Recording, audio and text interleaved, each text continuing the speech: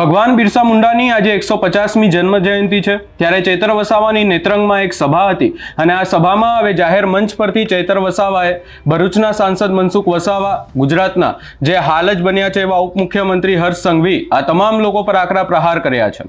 આ સમગ્ર બાબતે વિગતે ચર્ચા કરીશું। નમસ્કાર, હું છું ઉજ્જવલ અને આપ જોઈ રહ્યા છો નિર્ભય ન્યૂઝ।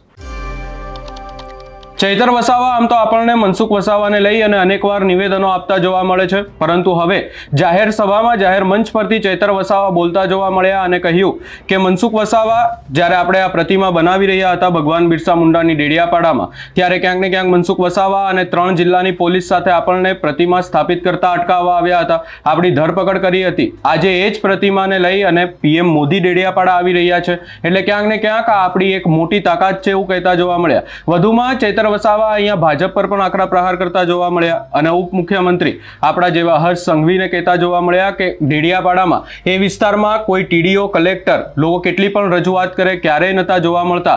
આજે ડેડિયાપાડાની એ ગળીઓમાં 4 દિવસથી ગુજરાતના ઉપમુખ્યમંત્રી ફરતા જોવા મળી રહ્યા છે, સાંસદો ફરી રહ્યા છે, મંત્રીઓ ત્યાં આટા ફેરા મારી રહ્યા છે।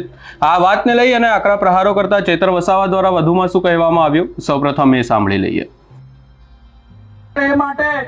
અમે ત્યાં પ્રતિમા સ્થાપિત કરતા હતા ત્યારે આ ભાજપના સાંસદ મનસુખભાઈ વસાવા, 3 જિલ્લાની પોલીસ અને એમના આરએસએસ વાળાએ આપણને ત્યાં પ્રતિમા સ્થાપતા અટકાવી દીધા હતા અને પ્રતિમા સ્થાપતા આપણા ઘણા લોકોને ડિટેન કર્યા હતા।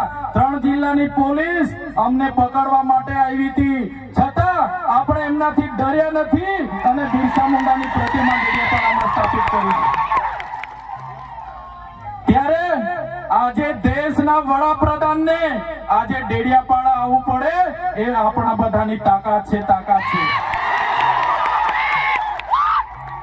ત્યારે વડાપ્રધાન ડેડિયાપાડા આવે છે ત્યારે લોકોને ભેગા કરવા માટે 500 કરોડ આદિવાસી બજેટમાંથી જોગવાઈ કરવામાં આવી છે, હજારો બસોની વ્યવસ્થા કરવામાં આવી છે અને બધા કર્મચારીઓને એમાં લગાડી દેવામાં આવ્યા છે। આજે ડેડિયાપાડાના ગામડાઓમાં ટીડીઓ ના મળે, તલાટીઓ ના મળે એવા ગામડાઓની ગલીઓમાં આ ગુજરાતના નાયબ મુખ્યમંત્રી, એમના મંત્રીઓ, એમના સાંસદો, એમના ધારાસભ્ય ડેડિયાપાડાના ગલીઓમાં 4 દિવસથી ફરે છે। જે લોકો એસી ચેમ્બરોમાંથી બહાર નહોતા આવતા, જે લોકો ગાંધીનગરમાં પડ્યે ફતાડીએ રહેતા હતા, એ લોકોને ગામડે ફરતા કરી દીધા। એ આપણી બધાની તાકાત છે ભાઈઓ। ત્યારે નરેન્દ્રભાઈ મોદી આપણા કુળદેવી માતાના દર્શને જવાના છે દેવમોગરા એ મહારાષ્ટ્ર, મધ્યપ્રદેશ, ગુજરાત અને રાજસ્થાનના લાખો લોકોનું આસ્થાનું કેન્દ્ર છે અને દેવમોગરા જઈને રાજનીતિ જ્યારે કરવા માંગે છે ત્યારે નરેન્દ્રભાઈ મોદીને હું આ મંચ પરથી કહેવા માંગુ છું, તમને જો આદિવાસીઓ માટે હિત હોય તમે દેવમોગરા જજો, તમે હિજારી લઈને આવજો, તમે મોવડાનો ચોખ્ખો દારૂ એક બોટલ લઈને આવજો, તમે એક મરઘો લઈને આવજો, એક બકરો લઈને આવજો, દર્શન કરીને એની પ્રસાદી કરીને તમે ત્યાં જ જમીને પછી જજો। ત્યારે અમે માનીશું કે તમે આદિવાસીઓના હિતેચ્છુ છો। તમે આદિવાસીઓ માટે આજ દિવસ સુધી તમે 24 વર્ષથી રાજનીતિમાં છો, આગળ મુખ્યમંત્રી હતા, હમણાં વડાપ્રધાન છો। આદિવાસીઓ આજે શિક્ષક માટે આંદોલન કરે છે, શાળા માટે આંદોલન કરે છે, નર્મદાના પાણી માટે આંદોલન કરે છે, પોતાની જમીનો બચાવવા આંદોલન કરે છે, જીએમડીસી હટાવવા આંદોલન કરે છે, જીઆઈડીસીઓમાં રોજગાર માટે આંદોલન કરે છે। ત્યારે નરેન્દ્રભાઈ મોદીજીને કહેવા માંગુ છું, હવે અમે લડેંગે, જીતેંગે, जिंदाबाद मुर्दाबाद आवेदन निवेदन કરવા માંગતા નથી। હવે અમે લડવા માંગતા નથી। હવે ધરણા પ્રદર્શન બંધ, હવે આંદોલન બંધ। જો અમારી 5મી અનુસૂચિ, જો અમારા પૈસા, જો અમારી અનામત, જો અમારી 73 એની જમીનોને આવનાર દિવસોમાં જીએમડીસી ના નામે માગશો, માલ સામોટ પ્રોજેક્ટના નામે માગશો, હાઇડ્રો પ્રોજેક્ટના નામે માગશો, અણુ મથકના નામે માગશો, તો અમે આંદોલન નથી કરવાના, અમે નેપાળવાળી કરવા માટે ગાંધીનગર આવવાના છે। અમે નેપાળવાળી કરવા ને અમારો સામનો થશે તે દિવસે ખબર પડશે ઓરિજિનલ આદિવાસીઓ કોણ છે તે. ત્યારે કેટલાક મીડિયા વાળા મિત્રોએ મને પૂછ્યું, તમારા ડેડિયાપાડામાં નરેન્દ્રભાઈ મોદી આવે છે, તમારું બધું પૂરું થઈ જાય. ત્યારે મેં મીડિયા વાળાને મિત્રોને કીધું, નરેન્દ્રભાઈ મોદી આવીને જાય પછી એમના મિત્ર ડોનાલ્ડ ટ્રમ્પને પણ લઈ આવજો, અમારા લોકોને ક્યાંય ફેર પડવાનો નથી. હવે અમારા લોકો જાગી ગયા છે, અધિકારોની વાત કરીએ છીએ. સંવિધાન અધિકારો અમને આપો, સામાજિક અધિકારો આપો. અમને જે મળેલી અમારા અધિકારોની વાત અમે કરીએ છીએ ત્યારે અમને ખબર પડી ગઈ કે આદિવાસી સમાજ હવે જાગૃત થયો છે. ત્યારે બિરસા મુંડાના રથ જ્યારે લઈને ફર્યા, એમના મંત્રી તંત્રી મારું નામ લઈને મને ગાળ બોલે કે પેલો ચૈતર વસાવો અહીંયા આવે છે, આમ કરે છે, તેમ કરે છે, ફલાણું કરે છે, ઢીકણું કરે છે. એ મંત્રીઓને પણ કહેવા માંગુ છું, એ પ્રદેશ પ્રમુખને પણ કહેવા માંગુ છું, ચૈતર વસાવાને ગાળ બોલવાથી અમારા આદિવાસીઓનું ઉત્થાન નથી થવાનું. તમે આદિવાસીની ઉત્થાનની વાત કરો. મને ગાળ બોલવાથી અમારા લોકોનો જો વિકાસ થઈ જવાનો હોય તો હું દરરોજ તમારી ઓફિસે તમારી ગાળ ખાવા માટે પણ તૈયાર છું. સાથીઓ, અમે આનંદભાઈ સાથે વિધાનસભામાં લડીએ, રોડ પર લડીએ, સદન પર લડીએ અને આદિવાસીઓની ન્યાયની વાત કરીએ, અધિકારની વાત કરીએ. આ લોકોને ગમતું નથી.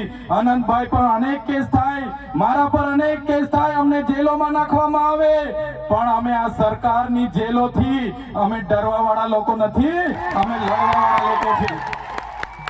સાથીઓ, મંચ પરથી કહેવા માંગીએ છીએ, આ ચૈતર વસાવાના, અનંત વસાવાને જ્યારે સમાજની જરૂર પડશે અમે આ ધડ ધરવા માટે પણ તમારી સાથે તૈયાર છીએ. આ ધડ ધરવા માટે પણ અમે સમાજ માટે તૈયાર છે.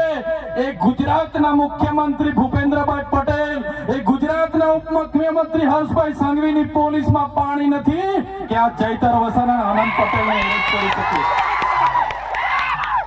ત્યારે સાથીઓ, જાગવાની જરૂર છે. આગળ ડોક્ટર સાહેબે કીધું, આપણી જે મૂળ સંસ્કૃતિ છે આપણે ભૂલી ચાલ્યા. આપણો નંદરિયો દેવ, આપણો ગામનો હિમારિયો દેવ, આપણો વાઘ દેવ, ગોવાળ દેવ, આપણો કાળિયો ભૂત, આપણે ધરતી માતાને પૂજનારા, આપણે નદી નાળાને પૂજનારા, આપણે ચંદ્ર અને સૂર્યને પૂજનારા, આપણે પ્રકૃતિના પૂજક તરીકે છે. ત્યારે જન્મ મરણની વિધિ, લગ્નની વિધિ આપણે ભૂલી ચાલ્યા છે. ત્યારે આજે આ લોકો આપણા પર જાતિનો દાખલો માંગે છે, પુરાવા માંગે છે. ભણેલા છોકરાઓને પૂછી લો. સાથીઓ, જે આપણી રીત પરંપરાઓ છે, આપણો જે પહેરવેશ છે, આપણા પૂર્વજો આઝાદી પહેલા ઓળખી કાઢતા હતા. ગોરા અંગ્રેજો આવ્યા, એમના પહેરવેશ, એમની બોલી પરથી આપણા પૂર્વજો જાણી ગયા કે આપણા દુશ્મન છે. આજે તો આપણે એ લોકોની સંસ્કૃતિ અપનાવતા થઈ ગયા, એ લોકોના પેન્ટ શર્ટ પહેરતા થઈ ગયા, એ લોકોના જીન ટી શર્ટ પહેરતા થઈ ગયા, એ લોકોના બૂટ સૂટ આપણે પહેરતા થઈ ગયા. આપણી બહેનો પણ આજે પંજાબી પહેરતી થઈ ગઈ, ડ્રેસ પહેરતા થઈ ગયા, ચણિયા ચોરી પહેરતી થઈ ગઈ, જીન શર્ટ ટી શર્ટ પહેરતા થઈ ગયા.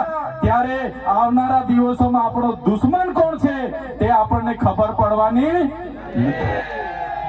ત્યારે આપણે મૌલિક નૈતિક મૂલ્ય આપણે જાળવવા પડશે. આપણી બોલી ભાષા આપણે સાચવવી પડશે. આપણો પહેરવેશ, આપણી સંસ્કૃતિ, આપણા વારસામાં મળેલી આપણી પરંપરાઓ, રીત રિવાજો આપણે સાચવવા પડશે. સાથીઓ, આપણા વિસ્તારમાં વૈશ્વિકરણના નામે જમીનો છીનવાય છે, ઔદ્યોગિકરણના નામે જીઆઈડીસી આવી, એમાં જમીનો છીનવાઈ ગઈ. અને તમે જોઈ લો, આજે ધર્માંતરણના નામે આદિવાસીઓને ભોળવામાં આવે છે. આજે શિક્ષણના નામે ધર્મના પ્રચારો થાય છે. ત્યારે મારા આદિવાસી સાથીઓને કહેવા માંગુ છું, જે દિવસે આપણે આજે આદિવાસી તરીકે મટી જઈશું તે દિવસે આપણું અનામત પણ આપણને મળવાનું નથી. તે દિવસે આપણે જમીનો પણ બચાવી નથી શકવાના. સંવિધાને આપેલી જળ, જંગલ, જમીન પરના અધિકારો પણ નથી બચાવી શકવાના. ત્યારે આ લોકોને આપણે કહેવાનું છે કે આપણે હવે ઓરિજિનલ આદિવાસીની રીત રિવાજમાં, પહેરવેશમાં, આવા કાર્યક્રમમાં આપણા ઓજારો સાથે, વાજિત્રો સાથે ઉપસ્થિત થયેલા છે.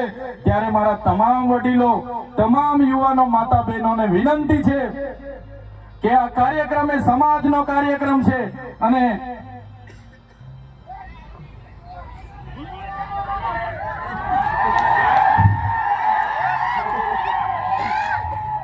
આજનો આ કાર્યક્રમ એ આપણી સમાજની તમે એકતા બતાવી છે.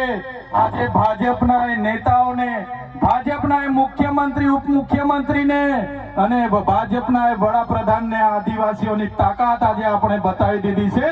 એ બદલ બધાનો ખૂબ ખૂબ આભાર. આ આપણી તાકાત છે.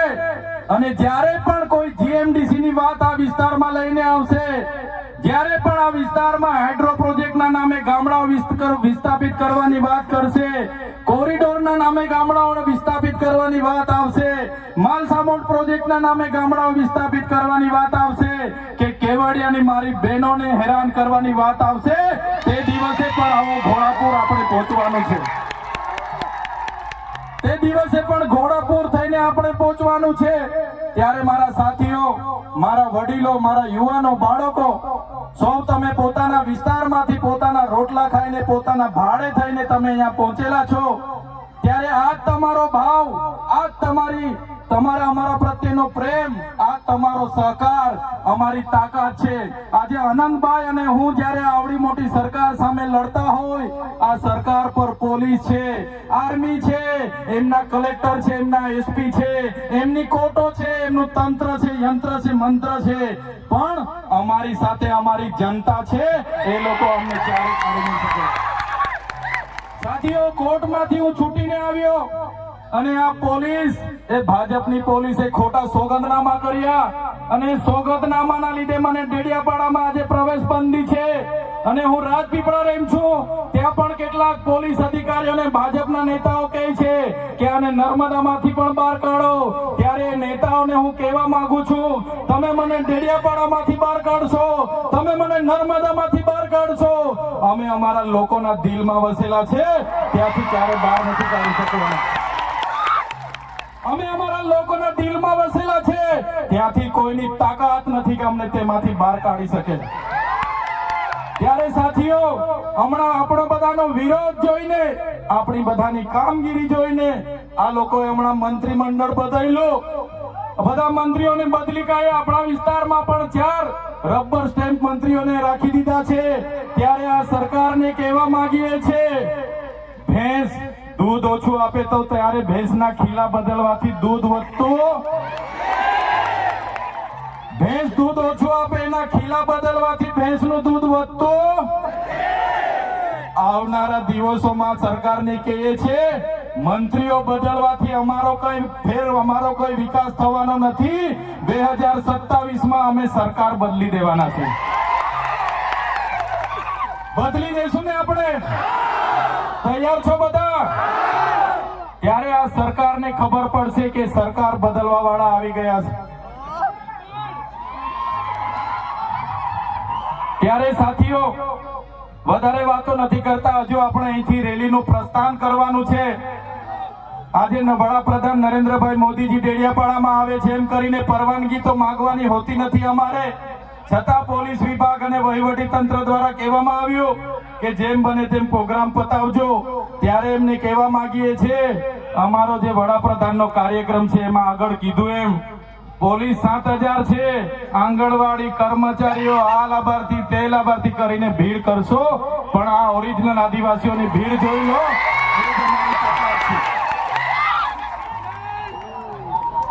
ત્યારે સાથીઓ,